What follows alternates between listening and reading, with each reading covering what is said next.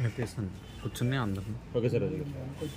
Media మిత్రులందరికీ నా హృదయపూర్వక నమస్కారాలు తెలియజేస్తూ ఈ రోజున చంద్రబాబు నాయుడు గారు తీసుకూర్చున్నటువంటి ఇసుక పాలసీ, ఉచిత ఇసుక విధానం చాలా అభినందనీయం.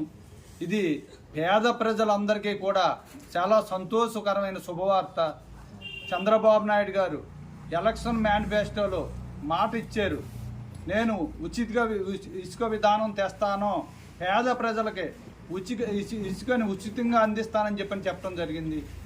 జగన్మోహన్ రెడ్డి ప్రభుత్వంలో ఇసుకని కృత్రిమమైన కొరత సృష్టించి ప్రజలకు అందుబాటులో లేక నిర్మాణ రంగం కుదేలైపోయింది. ఈ నిర్మాణ రంగంలో అనేకమైనటువంటి కార్మికులు ఉపాధి లేక చాలా ఇబ్బందులు పడ్డారు. ఇది చాలా అన్యాయం అని చెప్పని ఆ రోజున వీళ్ళు పడ్డ కష్టాలన్నీ చూసి ప్రజలకే మన ఇసుక విధానం అయితేనే శ్రేయస్కరం అని చెప్పని చంద్రబాబు నాయుడు గారు ఆలోచించి నిర్ణయం తీసుకున్నారు. ఇది ఈ విధానం వల్ల నిర్మాణ రంగం మళ్ళీ అభివృద్ధిలోకి వెళ్తుంది. నిర్మాణ రంగంలో ఉన్న కార్మికులందరికీ కూడా చాలా ఉపాధి కలుగుతుంది దీనివల్ల.